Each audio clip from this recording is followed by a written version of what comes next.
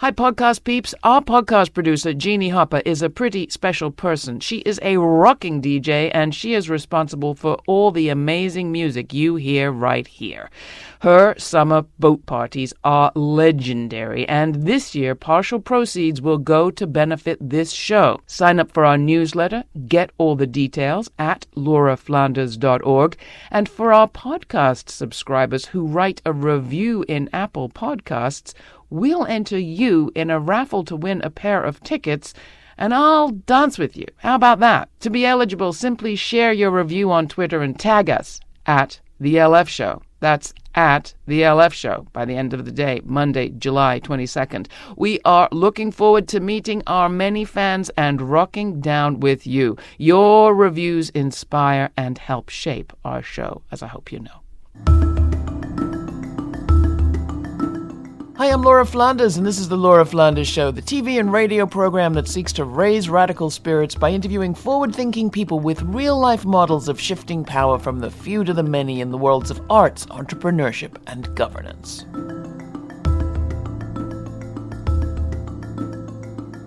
The Great American Housing Crunch and what organizing can do about it. This week on the Laura Flanders Show, we discuss some of the challenges and victories in the campaign for green, affordable public housing. That's all coming up on the Laura Flanders Show, the place where the people who say it can't be done take a back seat to the people who are doing it. Welcome. President Trump's fame and fortune may be, or may not be, derived from a real estate empire, but millions of his fellow Americans are not so lucky. Instead, we are facing a real estate nightmare, many of us. Levels of housing insecurity and homelessness are at record highs, and the problem is getting worse, not better.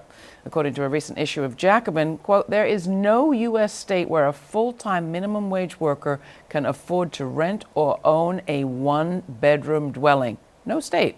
Climate change alone will displace 13 million Americans, according to the Guardian newspaper. Is there a coherent vision to address the problem on a national level? What would a bold, progressive housing plan actually look like? Recent victories by community advocates in states like New York are providing some answers. Here to tell us about those are Sia Weaver, Director of Organizing and Campaign Manager for the Upstate Downstate Housing Alliance, Professor and author Daniel Aldana Cohen, and tenant activist Anita Long. There have been some exciting victories. Let's start with you, Sia. Excitement. Exude some. What happened? So in this last legislative session in Albany, the tenant movement was successful in really standing up to the real estate industry and the chokehold it held on New York politics for such a long time. We were successful in strengthening and expanding renters' rights in the state. And so at this point in New York, tenants' rights are stronger than they've been in a generation. We've opened up new opportunities for organizing renters across upstate New York, and we've stopped some of the ways that landlords are able to destabilize and raise rents on the city's rent-stabilized housing we're talking about 2.5 million people in rent-stabilized rental units of housing. Yeah, it's about 1 million apartments across the city and the 3 surrounding counties. It's about 2.5 million people call those apartments home. So it's a significant portion of the city's housing stock. And one of the things that I'm very excited about is that we were actually able to expand some of those protections to the entire state, which means millions of more renters outside of the city now have the opportunity to benefit from rent stabilization. Anita, you were part of this campaign. Talk about the role that you played, how you got involved, and what was it like to be up in Albany, the capital, lobbying? I got involved about 1.5 years ago in the fall of 2017. And the only reason why I got involved was because my landlord hit me with something called major capital improvement, which is known as MCIs. Normally, I would not pay attention to it. Oh, it was just a little rent increase. But the fact was the amount that it was, and then seeing the word permanently. And what you did was you did the kitchen and bathroom. So like for a month, when you do kitchen and bathroom, tenants are left without those facilities for about a month. And no recourse. So you don't get compensated, but your rent gets hiked up, and not just for the duration of the improvement, but permanently. Permanently. And then even if I move out, the next tenant is also paying that, because now that portion is attached to the bill. And when I move out, that MCI still stays there because that's the new rent for that apartment. Then before the new tenant move in, the landlord can go in and do some more upgrades and call it individual apartment improvement, which is IAIs, and now that tenant also have that cost. So for whatever reason, or for the reasons you just described, this one hit you in a whole different way and you got involved. Right, because it for me, it was why. Because see, if I'm paying for this permanently, if I decide to move, I cannot take the toilet with me. I cannot take the kitchen sink or the cabinets with me. So why do I have to pay for it permanently? Because this is the landlord's apartment, his building, and any type of upgrade that he does to this building, his property, the value goes up. For him. So, right, for him. So when he decides to sell, he's reaping the benefits. So what did you do? You looked at this, you didn't just put it aside. What did you do?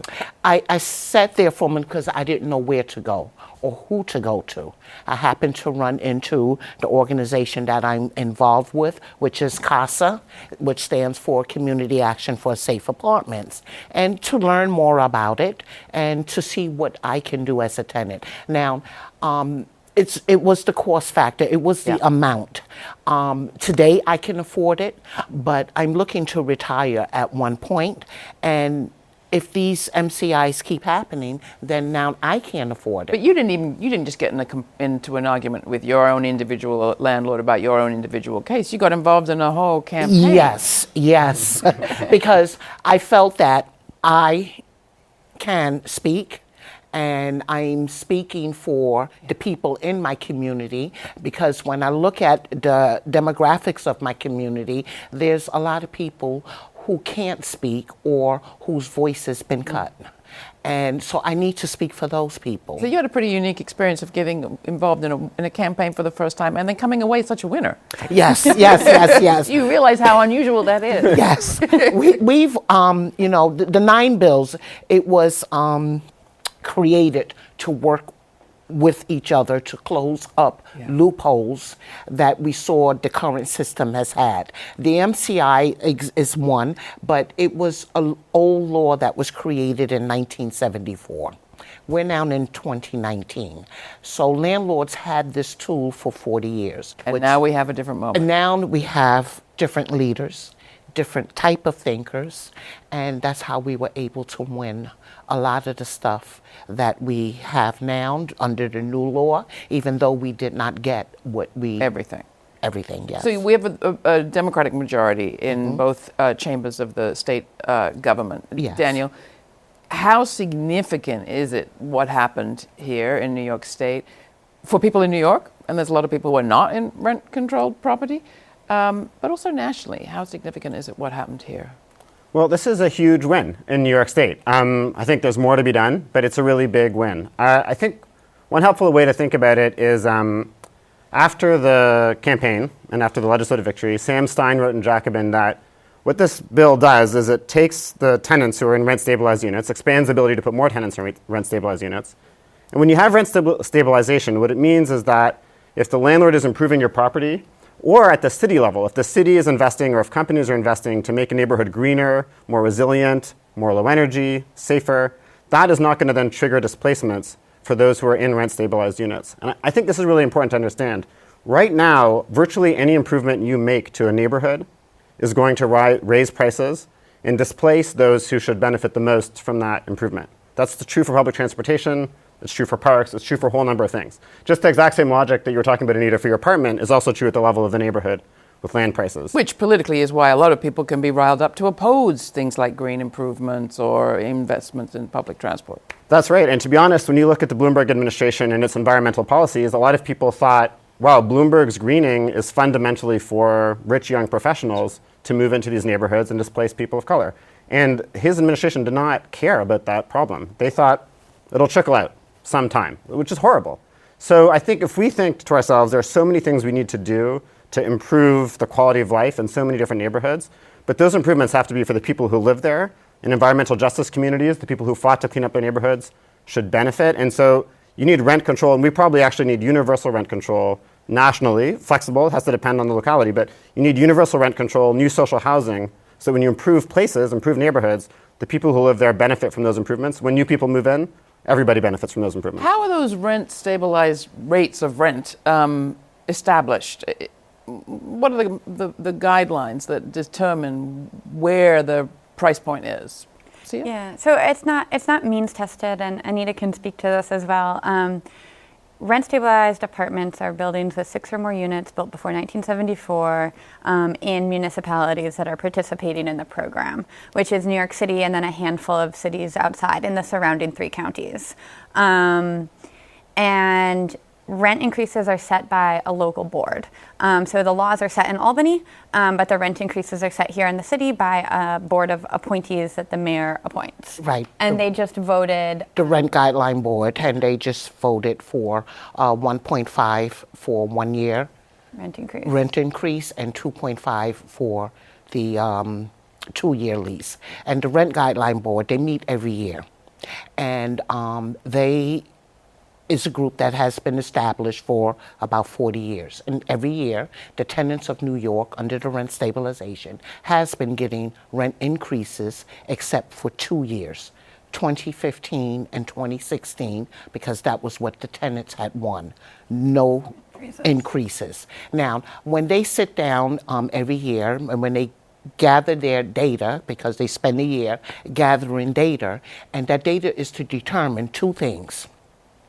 The increase that will not hurt the tenants, and the increase that will allow landlords to be able to maintain their buildings under maintenance, taxes, water bills, etc. So that's how the rent increases are determined by the Rent Guideline Board. So when the landlord if the land, and also under the Rent Guideline Board, they had stated and they had wrote that the past 13 years, the landlords has been making profit increases for the last 13 years. So why do you need programs as far as the MCIs and the IAIs? Because see, this year, between August of 2018 and June of 2019, I got 3 rent increases. 2 of them are MCIs and 1 is the Rent Guideline Board. That's unfair to tenants who can't afford it. And for people that have followed the career of our president, they will remember that it was exactly the mechanism of capital improvements, so-called, that enabled his family real estate company to extract so much wealth from the system. This is the Laura Flanders Show. I'm Laura. My guests are Anita Long, a volunteer leader with Community Action for Safe Apartments, CASA, in the Bronx, New York. Sia Weaver, community coordinator for the New York Upstate Downstate Housing Alliance, a coalition of over 70 groups from Brooklyn to Buffalo.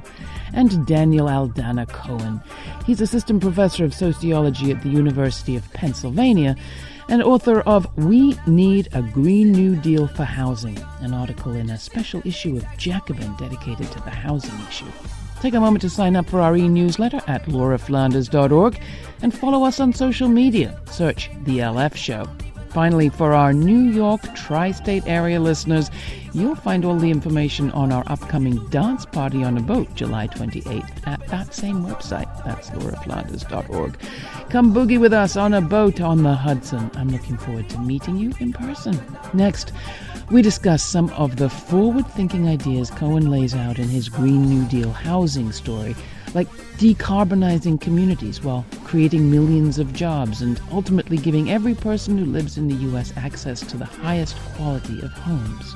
Here's Loud Enough by The Movement from their album Ways of the World. More to come.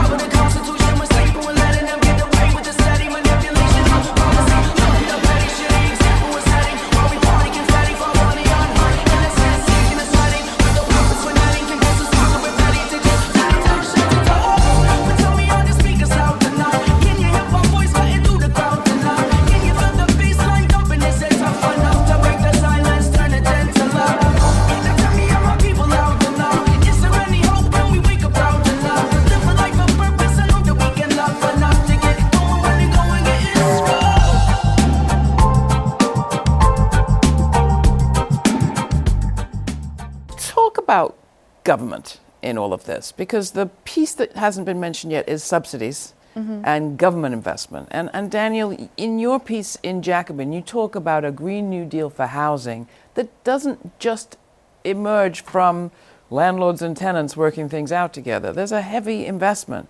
And it's not as if we're not investing as a country in housing subsidies. They've just mostly gone to private owners. That's right. I mean, this issue of subsidies is really fascinating because I think most Americans, as with many parts of the government, they think that the government is providing all these things based on taxpayer dollars to people who don't work very hard or something like that. But it's the opposite. As we've been known for a long time, and the left keeps saying, there is essentially socialism for the rich and rugged individualism for the poor. If you look at subsidies for housing, the mortgage interest tax deduction, which allows people to buy homes and not pay taxes on the mortgage interest, costs the government about $75 billion a year. Low-income housing tax credits, which is the main way affordable housing is funded, cost the government about $8 billion a year. So 1/10 as much. So what a Green New Deal for housing is about is saying, actually, housing is a human right. We have to stop the climate emergency, keep people safe, take the carbon pollution out of the air. And to do that, we need to do a number of things: rehabilitate public housing, bring it back up to the highest standards. We need to have things like universal rent control. But we also need a really big ask, something like Medicare for all, something like free, public college and free university. And the way to do that, I argue, is to demand 10 million no-carbon public homes, mixed-income homes all across the country, the highest quality design. And we have many examples from all over the world. Vienna is probably the best example of really successful public home building. This would help decarbonize the economy, create millions of jobs, train workers in taking carbon out of buildings, and ultimately give every person who lives in this country access to the highest quality housing. And you say, oh, but what's that going to cost? That would cost about the amount of the Trump tax cut that went overwhelmingly to the richest Americans. So real estate is responsible for about 60% of the wealth in this world. They pretend that there is a scarcity. There's not a scarcity. There's a scarcity for pollution in the atmosphere, which rich people are dumping into it. But there's no scarcity of resources to give every person in this country access to really high quality, safe, no carbon, comfortable housing. Not easy, though. In the last few months, I've been in both Barcelona and Buffalo, New York. And in both of those cities, one in the Catalan region of Spain, one in upstate New York, you have local government trying to make some change up against entrenched interests, grassroots groups able to do a certain amount, but there are some real sticking points. Where do you think those sticking points are? It's just true that for too long in our state, real estate has had an open door to our governor. And we see that in what's going on in Buffalo and Rochester, Syracuse, and in New York City as well. So Cuomo has only been so New York is one of the richest states in our country. Tons of billionaires, not tons, but many billionaires live in our state. We have the capacity in New York State to fund public housing, to fund social housing, to fully fund housing for people who need it, to rehouse the 89,000 homeless people who live in our state. But our governor is not interested in doing that. Our governor is much more interested in things like the Buffalo Billion and these economic development projects that really he uses as a way not to provide housing for folks, but to funnel money to his developer donors. And I think outside of the real victories that we won for renters in this last legislative session, one of the things that we also successfully did is we broke the real estate industry's grip. And that's one of the major victories to me as well. They woke up on June 14th and June 15th completely shocked. They were not expecting to lose as much as they lost. There have been ripple effects throughout. The head of REBNY, John Banks, stepped down yesterday or the day before. So real estate is reeling because they were not expecting the state legislature to so thoroughly kick them out. But it's really needed. I mean, under our governor, under Governor Cuomo, homelessness in our state has gone up by 41%, 89,000 people, and that's living in shelters. It's really probably well over 100,000 folks, while it's going down in the rest of the country. So that sort of way that real estate has been able to profit off of an eviction crisis and profit off of false economic development is something that we're really looking to change. What is the argument that you make to the landlords, or do you? I mean, New York City is a limited area. The prices can, it seems, just endlessly skyrocket for property. We're seeing entire neighborhoods kind of emptying out, occupied only by investors, money. it works for them. Why should they not keep doing it? I mean, I think one thing we have to remember is that, yes, there is scarcity of space, but is there scarcity of space everywhere? So Bloomberg is really well known for upzoning, allowing greater residential construction in neighborhoods like Williamsburg. And this displaced a lot of people, a lot of working class people, a lot of people of color.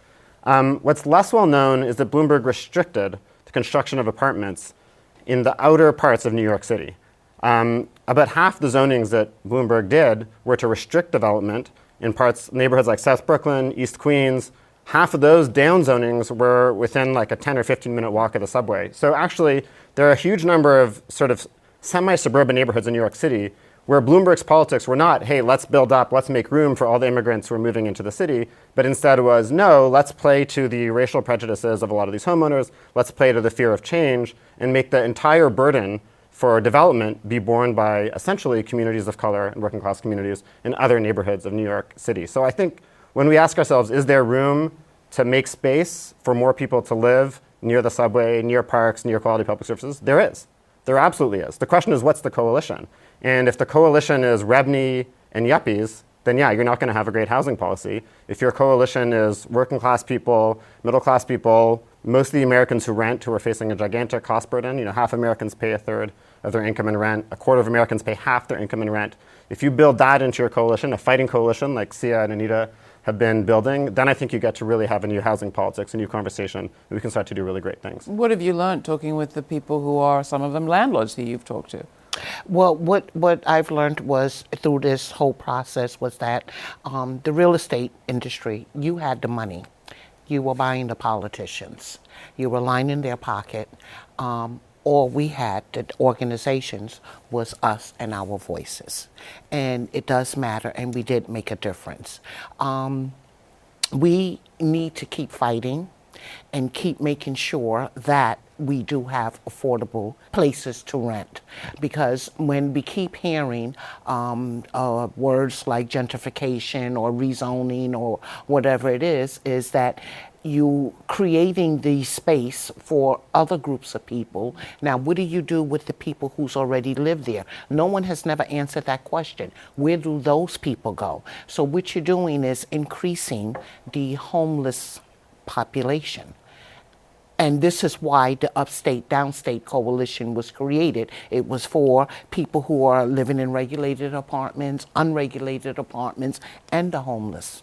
And that was why we came together, because all I see is when you're trying to move me out using programs like MCIs, IAIs, preferential rents, vacancy, decontrol, and you're using all these stuff to use against me, besides the rezoning, then you're pushing me out, but no one is telling me where do I go. Right. Mm-hmm. So the vision for the future, Sia, we've been talking a lot on this program about economic democracy in New York. Having more people involved in the process, more people involved in the wealth that is made in an area, and more people involved in decision-making about hard choices, some of them, especially as we deal with the crisis of climate change. What's your vision from here going forward in terms of how housing policy can usefully be made and set? Well, one of the reasons why we brought homeless folks and tenants together in the Upstate Downstate Housing Alliance is precisely what you mentioned, what Daniel mentioned. Our housing policy in this country has been structured around a property rights framework and has been structured around home ownership. But half our state rents, nationally the share of households in our country that rent is growing. For people who are my age, who maybe have student debt or healthcare debt, taking on a mortgage is not something that we want to do. So my vision and why we're organizing renters and homeless folks together is that we fundamentally shift economic development policy and housing policy in this country to emphasize, to sort of stop treating homeownership as our only wealth building tool and as our only housing tool, to start treating housing like a human right, to start treating renters with the respect and as the full community members that they are. And so for me, economic democracy in our neighborhoods is about renters can decide whether or not they want to stay or leave. It's about stability. It's about the fact that nobody should be evicted. Some people are going to get evicted. And some landlords are going to say, I have a right to evict some people. I'm the one owning this property. I'm the one maintaining it. I require a certain partnership on the renter side. Where is the place for the landlords and the owners in this discussion, Daniel? I think the place for these people is the place of somebody who owns, for instance, stocks or an equity that returns 6 or 7%, and they can be happy with that. I mean, C and I have talked about this before. One of the things that happens when you have rent control is that you are essentially not wiping out the ability of a landlord to exist, but you are taking away the super profits where landlords who essentially have the very good luck, for the most part, of either being incredibly rich and being able to buy whatever they want, or they happen to own something in a really desirable place. Well, most landlords did not create the New York City economy. They didn't make Manhattan into a global capital of finance, fashion, education, you name it. And yet they're sitting on this property, so suddenly all this money comes to them. I think that private investment, as we all know, fundamentally has one goal, which is profit, returns to the owner. And public investment can have a number of different goals, including effectiveness, number one, not having corruption, number two, but also when you have public investment in something like retrofitting NYCHA to make it the biggest green city in the world, 400,000 people could live, clean, comfortable apartments with the best appliances, with new skins on the buildings, sealing air between apartments so you don't have pests. When you do that kind of thing through public investment, it allows you to do a lot. You can incentivize worker cooperatives to actually get the rehabilitation work. You can have public banks that are responsive to community concerns who are giving out the very low interest loans or even simply giving out cash grants. So once you have public investment, that allows you to democratize the economy at multiple different levels. You could have buildings become limited equity cooperatives, community land trust, you name it. There's so many different ways that we can govern our common spaces once we take away private profit as the overriding priority. Public investment, I want to suggest that we can also redefine what that is. I would say Anita and her fellow renters are probably making an investment in the public life of that neighborhood. Within our community. We live there. We've helped build it. This is our neighborhood. Like I live where I live at, I love my neighborhood. I love the people around me, even though it can be a little iffy at times, but that's my neighborhood. I've been there since 1992. And I don't think it's fair that a landlord can just arbitrarily evict people. You know, in our court system, the housing court system, there are ways that a landlord can evict unhealthy tenants. You know, you can evict that. No one has taken that away from them. But when you have a system that we've had where a landlord can arbitrarily increase the rent, arbitrarily say, I'm no longer giving you renewing your lease.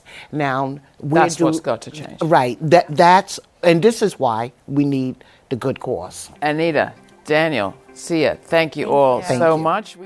That was Anita Long, volunteer leader with CASA. That's the Community Action for Safe Apartments in the Bronx. Sia Weaver, campaign organizer for the New York Upstate Downstate Housing Alliance. And Daniel Aldana Cohen. He's assistant professor of sociology at the University of Pennsylvania. To find more information on all my guests and a link to Daniel's essay, We Need a Green New Deal for Housing, go to patreon.com/The LF Show. That's Patreon, patreon.com/The LF Show, and become part of the LF Show community. You don't have to be a member to access our research materials, but your contributions do help us not just survive, but thrive. You can do it for as little as $3 a month. That's like dropping some loose change in a virtual tip jar each time you hear the show. How about it? Thanks.